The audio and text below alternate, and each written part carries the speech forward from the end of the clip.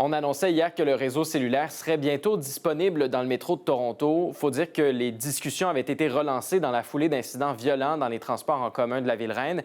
D'ailleurs, il y a de plus en plus de Torontois qui se tournent vers des cours d'autodéfense pour se sentir plus en sécurité dans les espaces publics. Le reportage d'Anne-Marie Tricky.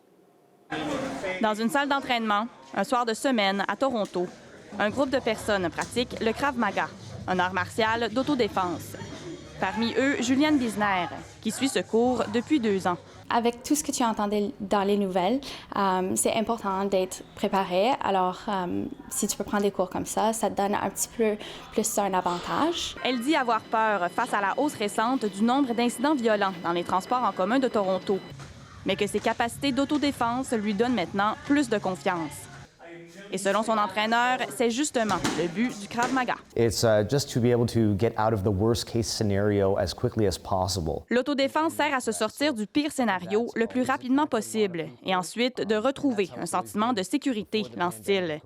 Et le nombre de Torontois qui se tournent vers l'autodéfense pour se protéger dans les espaces publics est à la hausse. We've received many emails, phone calls asking, can you provide something around public transit safety? Now we're getting 40, 47, 50 sign-ups per workshop, so people are a little afraid. Nous avons maintenant jusqu'à 50 personnes qui s'inscrivent pour chaque atelier mensuel. Donc on voit que les gens ont peur, dit-il.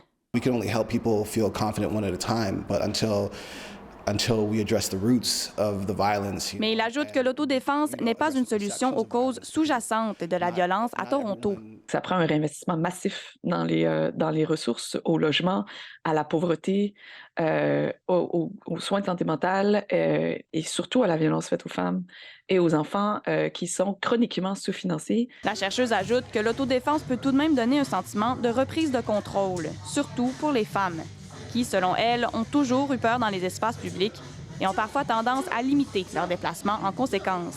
Je pense que, on n'a pas beaucoup de contrôle, alors c'est une chose qu'on peut contrôler. Et dans le contexte actuel à Toronto, Juliane Bisner se sent beaucoup plus confiante grâce à ses connaissances en autodéfense. Ici Anne-Marie Tricky, Radio-Canada, Toronto.